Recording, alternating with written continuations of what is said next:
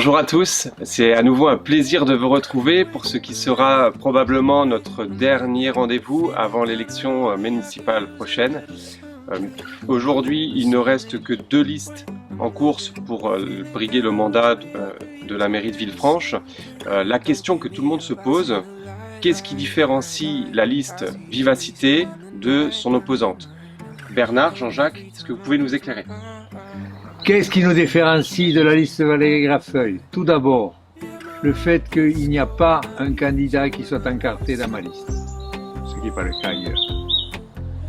En plus, nous avons toutes les classes d'âge qui sont représentées, de 30 ans pour le plus jeune à 80 ans pour le plus ancien, ce qui fait que nous avons un amalgame de préoccupations diverses et variées, chacun, qui génère donc bien sûr un débat, des discussions, et qui plus est, qui alimente les solutions que nous recherchons tous ensemble au profit de la population villefranchoise. Voilà. Bonjour à toutes et à tous. Voilà, et bien aujourd'hui les élections vont reprendre le 28 juillet.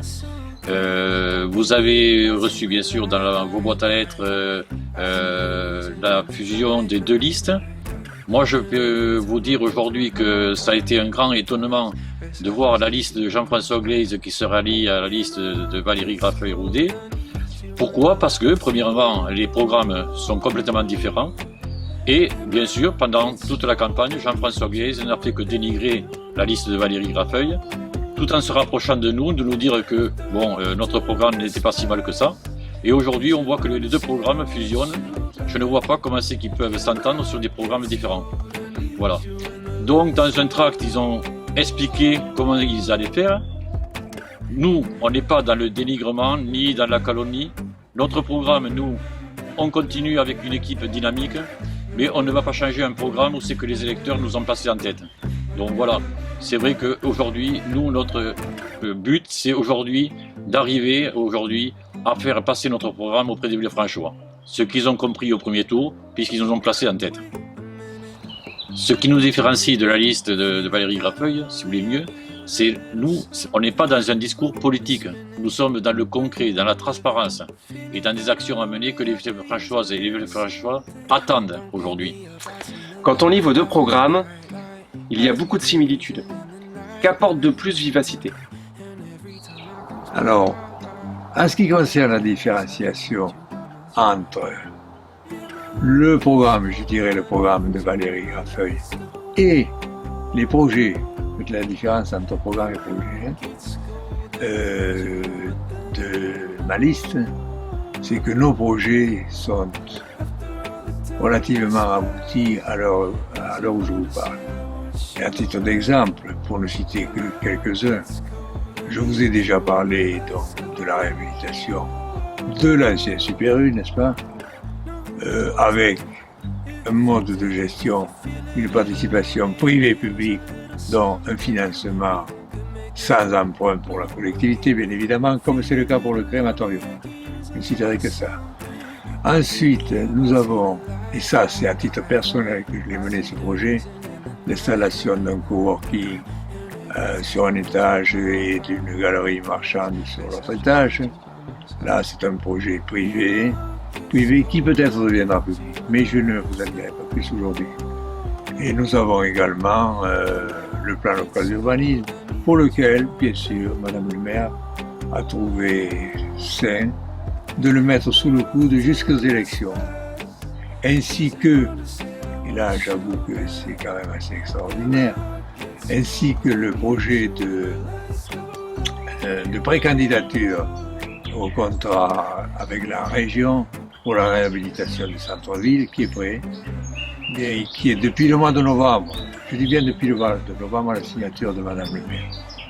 J'avoue que entre des projets concrets et un programme d'idées, il n'y a pas photo. Nous avons choisi aujourd'hui d'appeler Villefranche Vivacité. Pourquoi? Parce que nous voulons que Villefranche soit une ville vivante, tournée bien sûr vers l'emploi, vers la consommation, la culture, et non, si vous voulez mieux, une ville dortoir. C'est le contraire de ce que l'on veut.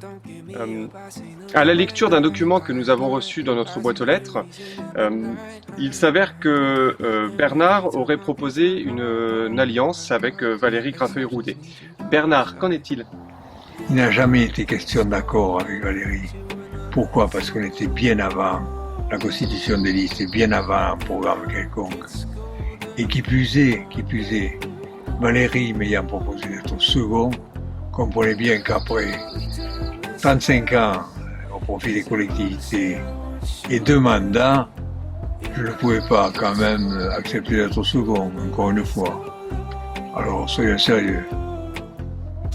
Toujours dans ce même document, nous pouvons lire que Bernard Barjou prévoit de démissionner en cours de mandat. Bernard, qu'en est-il? Il n'a jamais été question, voyons, d'abandonner une si belle équipe en cours de route. Jamais, au grand jamais. Ce n'est pas dans ma philosophie.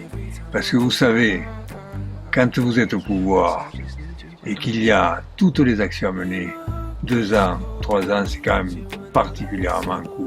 Vous commencez à travailler sur des idées et après, la deuxième partie du mandat, c'est la réalisation. Et quand même, il n'est pas désagréable de voir la réalisation, n'est-ce pas? Par contre, moi, effectivement, je ne ferai pas comme certains l'ont fait en 2002. Suivez mon regard. Et toi, Lina, tu nous as beaucoup parlé de tes actions en tant que bénévole pendant la crise du Covid et en tant qu'élu. Qu'as-tu fait? Oui, merci Guillaume. Effectivement, je ne suis pas une personne qui me met en avant, je suis plutôt dans l'action, la discrétion et l'action.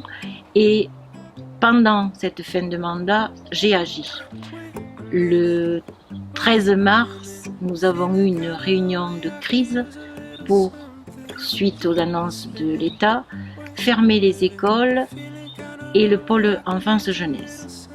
Le confinement étant là, je suis restée régulièrement en contact avec les 2 responsables du pôle pour, en un premier temps, préparer l'organisation d'un futur accueil des enfants des soignants. Dès que l'État a annoncé une éventuelle réouverture des écoles, j'ai été à l'initiative d'une réunion le 4 mai avec les parents d'élèves, l'éducation nationale, la mairie. Les différents protocoles sanitaires, mairie et éducation nationale ont été approuvés. Le 11 mai, j'étais présente lors d'une réunion du pôle jeunesse avec les responsables et tous les agents. Chaque agent a reçu son planning et les dernières consignes. J'ai remercié tous les agents pour leur implication et leur dévouement. Et le 12 mai, les 2 écoles ont réouvert. Depuis ce jour, je suis en contact permanent avec les responsables du pôle.